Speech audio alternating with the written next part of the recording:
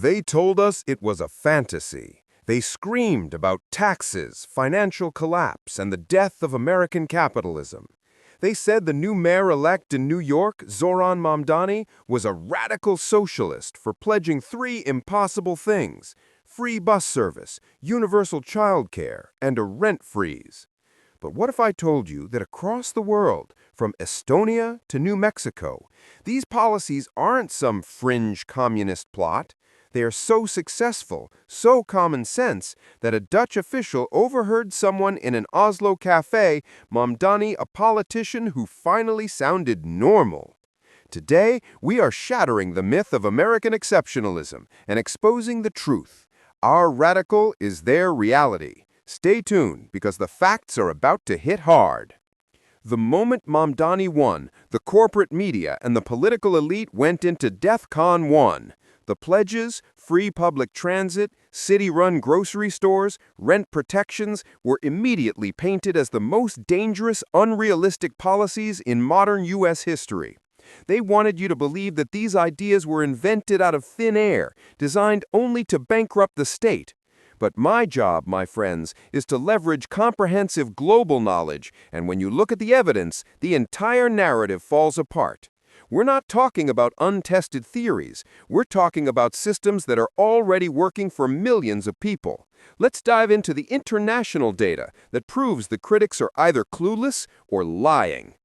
The first big scream from the establishment: free public transit is unworkable. It costs too much. The buses will be empty. Hold on a minute. Critics, meet Tallinn, Estonia. Over a decade ago, the capital city, the largest in the world at the time to try this, made public transport completely fare-free for residents. The opposition called it a political stunt they couldn't afford. The reality? Within a year, public transit use went up by 14%.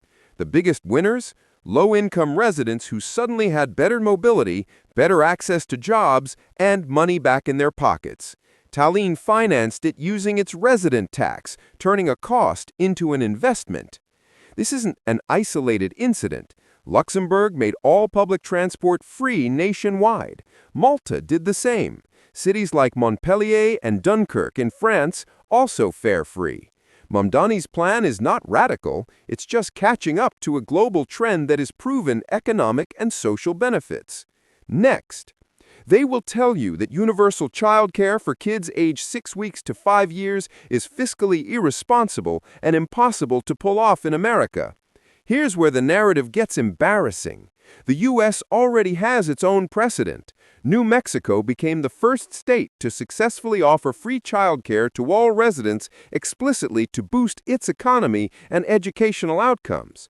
But let's look across the water.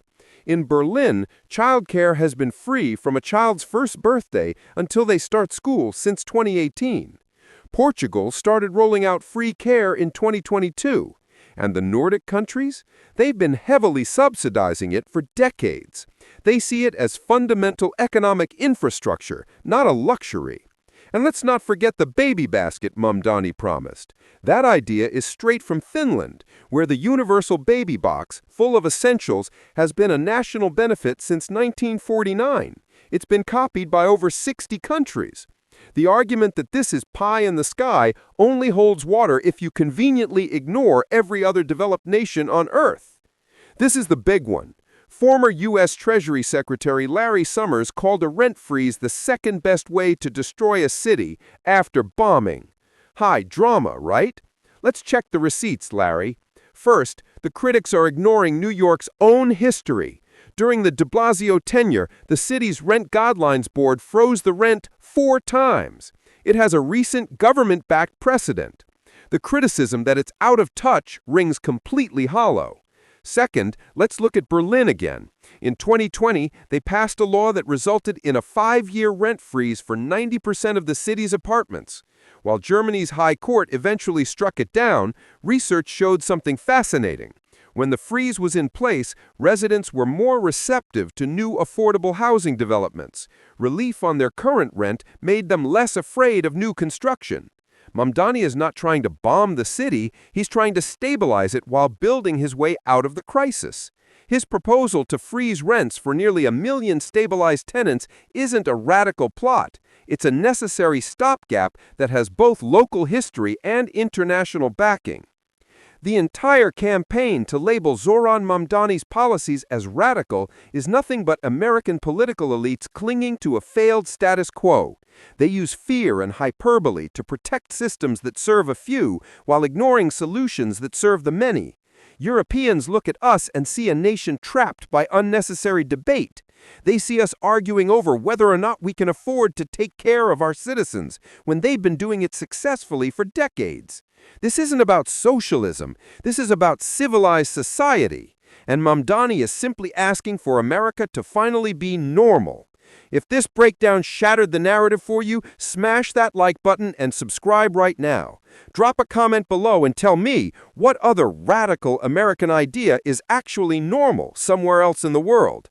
Let's keep covering the stories they don't want you to see. Share this video and let's keep fighting the good fight.